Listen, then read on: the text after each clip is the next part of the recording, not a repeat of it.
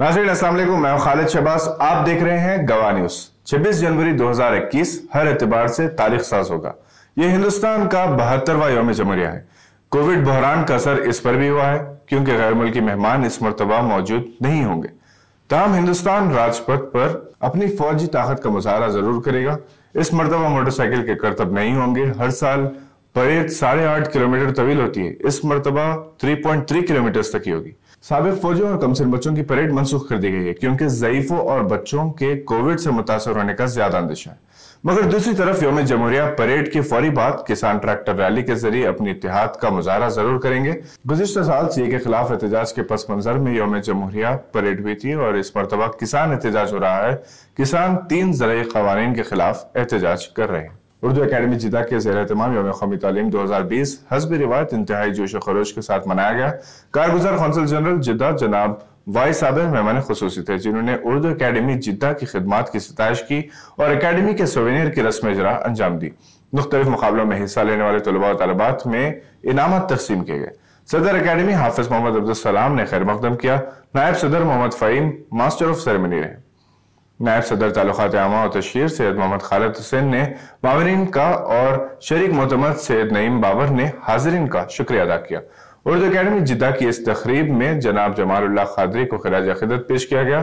जनाब समी फारूकी, मुनव्वर खान, यूसुफ वहीद, मोइजुद्दीन, सैयद कुतुबुद्दीन खादरी ने इस प्रोग्राम की कामयाबी में अहम रोल अदा किया। असदुद्दीन अवैसी अपने चाहने वालों के लिए एक ब्रांड नेम बन गए हैं। अब तो मार्केट में असद बाबा टोपियां तक फरोख्त होने लगी हैं।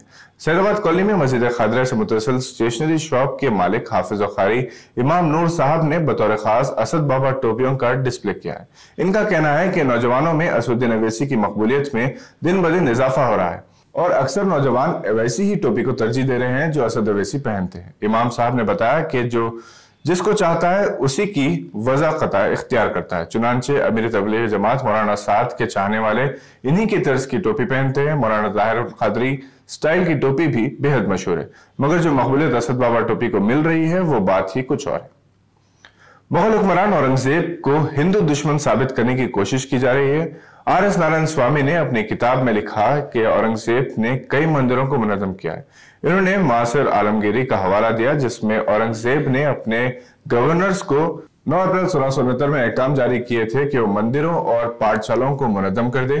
ताहम ऑडिट रुश्के ने अपनी किताब औरंगज़ेब मैन एंड मिथ में लिखा है कि इस मुग़ल हुक्मरान ने कई मंदिरों का तहफ़्फ़ुज़ किया। इनके इस किताब पर नारायण स्वामी ने कहा था कि ये किताब खरीद कर पढ़ने के बजाय किसी से मांग कर पढ़ ली जाए, जिस पर खातून मुसन्निफ ने कहा कि स्वामी का मसला तारीख से है। इन्होंने औरंगजेब को सेक्युलर साबित करने की हिमायत में कई हवाले भी दिए, जबकि नारायण स्वामी ने औरंगजेब को हिंदू दुश्मन साबित करने की कोई कसर नहीं छोड़ी। इन दिनों मुगल हुक्मरानों के नाम से मौसूम सड़कों के नाम तब्दील करने की तहरीक जारी है और शहर औरंगाबाद का नाम संभाजी राव नगर बनाने की तजवीज पेश की जा रही है। बड़े ही दुख के साथ ये इत्तला दी जाती है कि शहर हैदराबाद की मायनाज शख्सियत मौलाना सफ़ी अहमद मदनी का आज इंतकाल हो गया। इन्ना लिल्लाहि व इन्ना इलैहि राजिऊन। मौलाना की हैदराबाद में बड़ी खिदमत रही। अल्लाह इनकी खिदमत को कबूल फरमाए, इनके दर्जात को बुलंद फरमाए, इनके गुनाहों को, इनके खताओं को दरगुजर फरमाए। ये थी आज की चंद अहम खबरों पर नजर। अगर आपने अभी तक इस चैनल को सब्सक्राइब नहीं किया तो इसे लाइक और सब्सक्राइब जरूर करें। हम फिर हाजिर होंगे ऐसी कुछ खबरें लेकर। देखते रहिए गवाह।